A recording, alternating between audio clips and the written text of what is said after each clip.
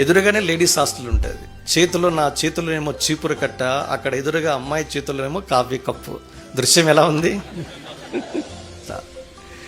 మీరు ఈ సంవత్సరాన్ని నేను చూసినప్పుడు రక్షించబడిన వెంటనే చేసిన పని మందిరం లేదంటే కసు ఊడ్చడము, బూజు దులపడము, తర్వాత టాయిలెట్ శుభ్రం చేయడం, అన్ని పనులు చేయడం. చివరికి తిరుపతిలో ఉండేటప్పుడు అమ్మాయిలకున్న ఘనత ఏంటంటే మధ్యాహ్నం ఆదివారం భోజనం చేసిన తర్వాత ప్లేట్లు అట్లా పెట్టిపోవాలి. ఎవరు కడగాల? నాకు ఆ ప్లేట్ దుస్థితి కడుగుతా ఉంటే ప్రభువా కన్నీళ్ళు వచ్చేవి. ఎందుకు? ఆడవాళ్ళు తినే ప్లేట్ కడిగే దుస్థితి తెచ్చావా కాదు.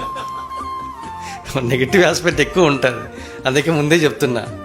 నాకు అనిపించదయ్యా, నా బ్రతికి లాంటిది ఎట్లా నువ్వు అద్భుతంగా మార్చావు. నీ ఇంటిలో నీ ప్రజలు తిన్న ప్లేటును కూడా కడిగే అర్హత లేదు. ప్రభువా ఎంత ధన్యత నాకు ఇచ్చావా, ఎంత ఆనందం. సిగ్గు బిడియమున్న నాకు అద్భుతంగా దేవుడు తీసేశాడు. నాకు అనిపించేది ఈ హెబ్రోన్ ఇప్పుడు పాతది ఏంటంటే రక్షణ సంఘం. ఈ రక్షణ సంఘం వాళ్ళు సిగ్గు లేకుండా రోడ్ల మీద ఎట్లా మోకాలు అమ్ముతారా అనుకునేవాని నేను.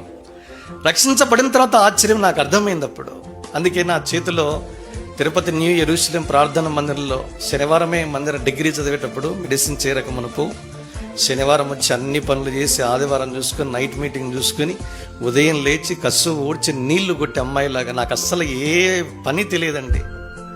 ఎదురుగానే లేడీస్ హాస్టల్ ఉంటుంది.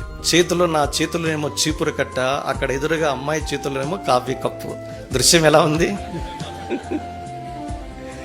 కనుక నిజంగా సిగ్గు లేదు. నిజంగా ఎవరైనా చీపురు పట్టుకున్న అబ్బాయి ఎవరు రారు. మన ఇంట్లో అమ్మాయి ఉంటేనే మనం చేయమే. అద్భుతంగా మార్చేశారండి. నిజంగా కనబడని రీతిలో పరిచర్యలో పరిచారకునిగా మనం ఉన్నప్పుడు కనిపించే పరిచరకులకు దేవుడు నిన్ను నన్ను పైకి లేవదీస్తాడు. గొల్యాతు